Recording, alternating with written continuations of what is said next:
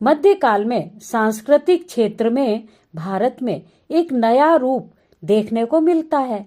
सांस्कृतिक दृष्टि से मध्यकाल में निर्मित मूर्तियां अपनी कलात्मकता के लिए प्रसिद्ध हैं।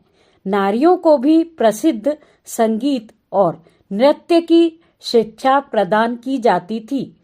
राजप्रसाद में रहने वाली अनेक स्त्रियां ऐसी भी थीं जो ज्योतिष, संगीत और नृत्य कला में पारंगत थीं।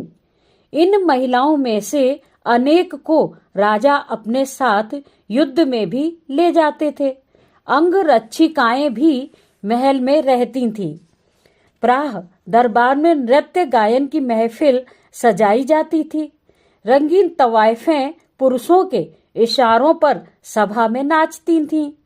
कवियों की कविताओं में भी दरबारी महफिलों के नजारे स्पष्ट रूप से द्रष्टव्य थे।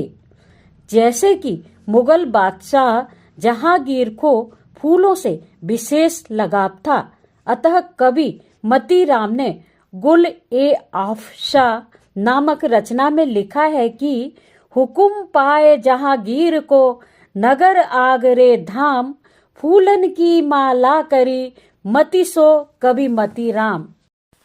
मध्यकाल में नायिकाएं जहां एक ओर सजी संवरी संगमरमर की अट्टालिकाओं के झरोकों से झांकती हुई नजर आ रही थी, वहीं दूसरी ओर मंच पर नाटक में अभिनय भी करती थी।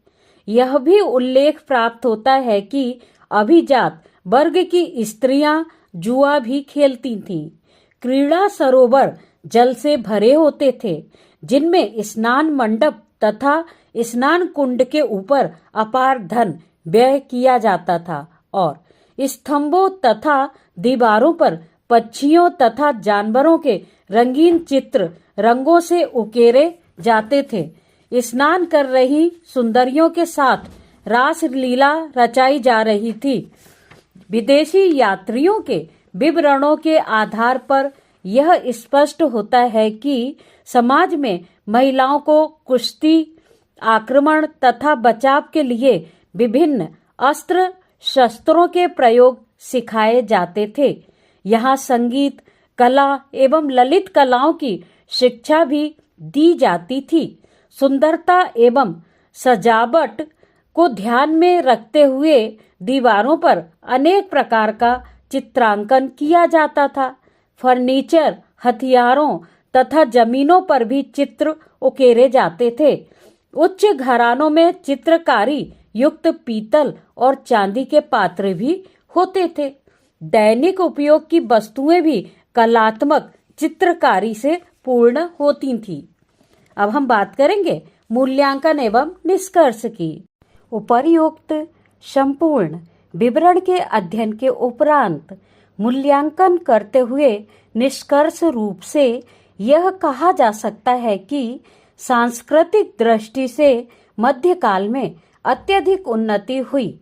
अनेक प्रकार की कलाओं का विकास भी हुआ, परंतु जहाँ तक महिलाओं की स्थिति की बात आती है, उन्हें सौंदर्य के रूप में भी भोग विलास के लिए ही उपयोग में लिया जा रहा था।